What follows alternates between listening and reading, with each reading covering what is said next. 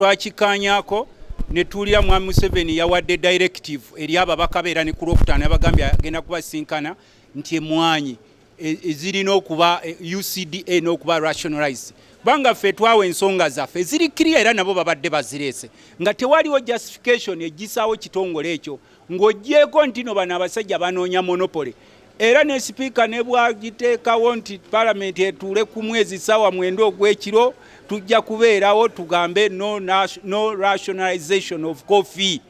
Biri ebyabwe ebyamata twabatadde kuba twabalwaniddeko twagenza okulaba nga bonna babafuluse dda ne ku bya cotton nga babafuluse dda naye ku kyemmwanyi kyo tetugenda kuzibiriza. Sipiika tumuwadde position yaffe ne bagisoma ng'oggyeko ey'amagwaya bwanika kubanga ye mugirabye ya kimagwaya gy'abadde aleeta era ffe tubadde tetumukkiriza wali eri naye nga tulaba protection gy'alina yanjawulo omukko ne tumuleka aleeta ripooti ye ya kimagwaya gy'abaayisawo naye nga ffe tukyayimiriddewo ensonga zaffe twaziwa Museveni tumusarendaringidde ebintu bingi tetusobola musarendaringira mwanyi zaffe tumanya akakodyo kayagala okukola aka monopole bazeddize batwavuwaze ngera bwe bakoze ku bintu ebirala kakati bo olw'okuba nti baleeseemu biri nti naye mulunzi nti barationalizing edayare nti naffe tusarendalinga emwanyi awo tukyayimiriddewo. Kisinza okunsanyusa nti ne sipiika alima emwanyi nga tetunajja mu house yatusinkanye n'agamba naye kati mulimi wa mwanyi. Tumugaba oba oli mulimi wa mwanyi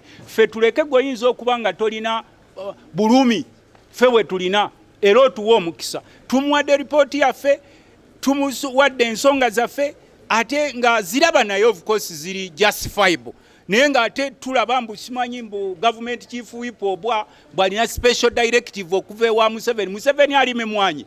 Bw'aba alime mwanyi ffe tumugamba kubanga ffe we tujja wano the right honorable speaker atugamba this parliament is parliament of the people, we represent the people.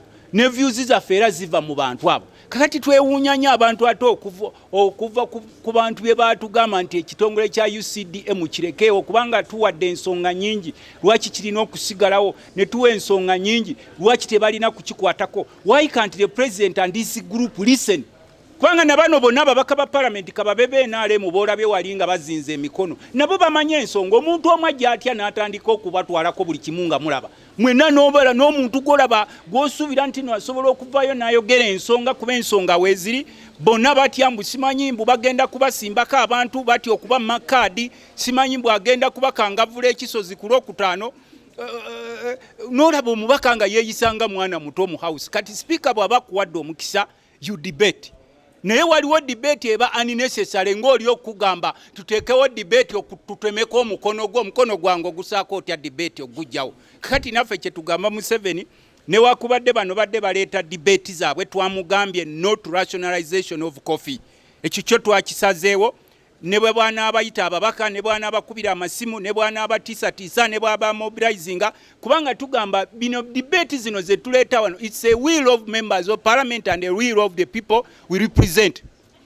Tetuleeta birowoozo byaffe naye omuntu omu n'abeera eri mu state house nti ndagidde parliament eyise mwanyi ne tumubuuza interest gy'olina eziri hidden ku mwanyi zaffe kubanga naffe wano tuziwadde ziri justifiable ne speaker aziwulira ne babaka bannaffe baziwulira naye buli omu ali mu kasonda mbu igwe akulengera igwe oga akulengera oga ali mu state house akulengera. Tumubuuza interest z'alina mu mwanyi era emwanyi ziri ludda wa zaalima kubanga ffe abalimi b'emwanyi n'ebyalo bye tukiikirira abantu baffe baatugambye not rationalization. Ensonga lwaki mulaba tugambye speaker nti ekimala kikola kimala.